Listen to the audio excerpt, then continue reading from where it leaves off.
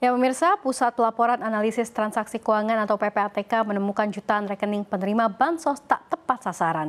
Mirisnya sebagian besar mengalir ke aktivitas perjudian. Kepala PPATK Ivan Yustiavandana mengungkapkan bahwa pihaknya telah membekukan 10 juta rekening terkait bansos dengan total saldo lebih dari 2 triliun rupiah. Dari jumlah tersebut ditemukan rekening yang tidak aktif selama lebih dari 5 tahun, tetapi masih menyimpan saldo. Merujuk Buletin Statistik PPATK Mei 2025, terdapat 14.055 laporan transaksi keuangan mencurigakan, naik 16,9% dibanding April 2025 dan melonjak 76,3% dibanding Mei 2024. Dari total 14.470 indikasi tindak pidana di bulan itu, 53,3% atau 7.708 kasus terkait aktivitas perjudian. Secara kumulatif hingga Mei 2025, perjudian menjadi tindak pidana terbanyak dalam laporan transaksi keuangan mencurigakan, yaitu sebesar 48,4% yang lebih memprihatinkan. Data hasil pencocokan NIK Bansos dengan NIK pemain judul 2024 menunjukkan adanya 571.410 kesamaan identitas, atau sekitar 2% dari total penerima Bansos tahun lalu. Menteri Sosial Saifullah Yusuf pun buka suara.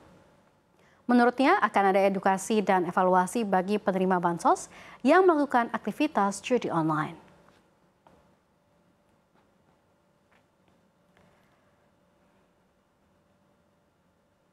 Ya pemirsa, Kementerian Energi dan Sumber Daya Mineral mengungkapkan Indonesia akan memasifkan tambahan kapasitas listrik dari energi baru terbarukan atau EBT hingga tahun 2034, termasuk dari sumber energi baru seperti nuklir hingga arus laut.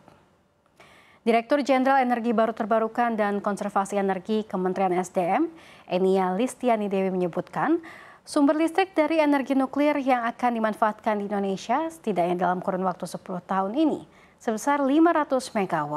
Hal itu sudah tertuang dalam Rencana Usaha Penyediaan Tenaga Listrik 2025 sampai 2034.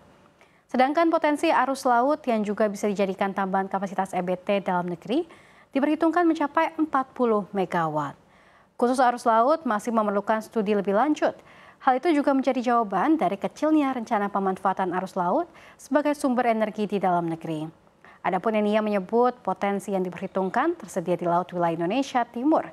Ditargetkan akan mulai beroperasi sekitar tahun 2030 mendatang.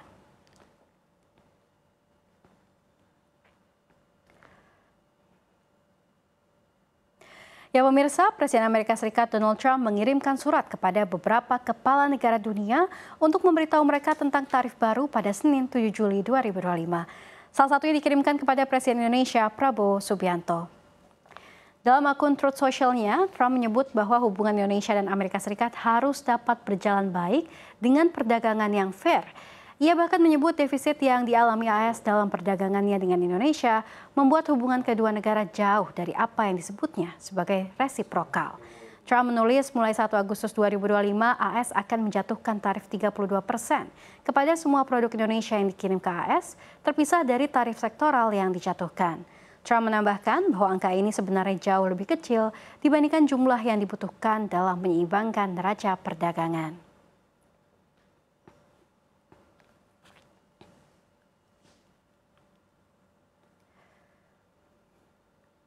Ya pemirsa, beberapa aplikasi populer yang banyak di-download di HP Android dan iPhone ternyata berkaitan dengan unit militer cyber Israel yang paling kuat di dunia. Sebagian aplikasi didirikan oleh para alumni unit 8200, yakni Divisi Pengintaian dan Perang Cyber di bawah militer Israel. Ada juga yang didirikan oleh Mamram, yakni unit sistem komputasi pusat di bawah pasukan pertahanan Israel atau IDF.